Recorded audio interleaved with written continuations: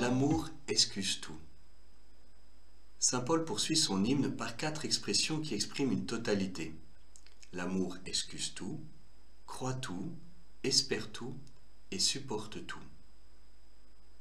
Ce terme, l'amour excuse tout, a un rapport avec l'usage de la langue. Le pape François l'explique ainsi. Il s'agit de garder le silence sur le mal qu'il peut y avoir dans une autre personne. Cela implique de limiter le jugement, de contenir le penchant à lancer une condamnation dure et implacable. Ne condamnez pas et vous ne serez pas condamnés. Ne médisez pas les uns des autres.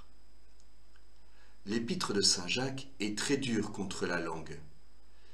C'est le monde du mal qui souille tout le corps, comme un fléau sans repos, plein d'un venin mortel.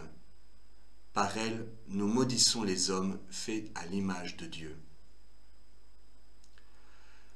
Pourquoi est-ce si grave? Parce que nous portons atteinte à l'image de l'autre, à la réputation de l'autre. La diffamation peut être un grand péché, une sérieuse offense à Dieu, lorsqu'elle touche gravement la bonne réputation des autres, leur causant des torts difficiles à réparer. Le Seigneur nous demande de préserver même la bonne réputation des ennemis. Appliquons ceci au couple. Que les époux parlent en bien l'un de l'autre, en essayant de montrer le bon côté du conjoint au-delà de ses faiblesses, de ses erreurs, et de garder le silence pour ne pas nuire à son image. Attention, ce n'est pas seulement un geste extérieur, mais cela provient d'une attitude intérieure. Ce n'est pas non plus de la naïveté de croire de celui qui prétend ne pas voir les difficultés et les points faibles de l'autre. C'est une perspicacité de celui qui replace les faiblesses dans l'autre dans un contexte plus large. Rappelons-nous que ces défauts ne sont qu'une partie et non la totalité de l'autre. Un fait désagréable dans la relation n'est pas la totalité de cette relation, car nous sommes tous des mélanges complexes d'ombre et de lumière. L'autre n'est pas seulement celui qui me dérange, il est beaucoup plus que cela. Alors n'exigeons pas que l'amour soit parfait pour l'apprécier.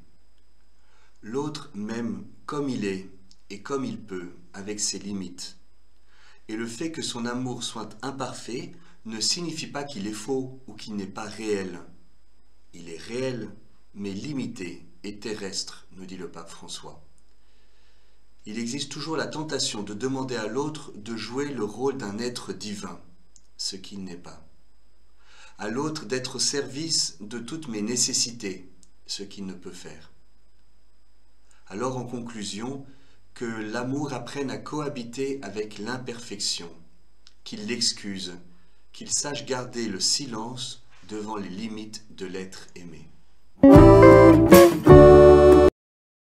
Le geste concret d'aujourd'hui consistera à identifier un défaut chez mon conjoint ou bien chez l'un de mes frères et sœurs, un défaut qui m'irrite particulièrement et que j'ai déjà pu commenter avec d'autres, et de décider fermement de ne plus l'évoquer ainsi.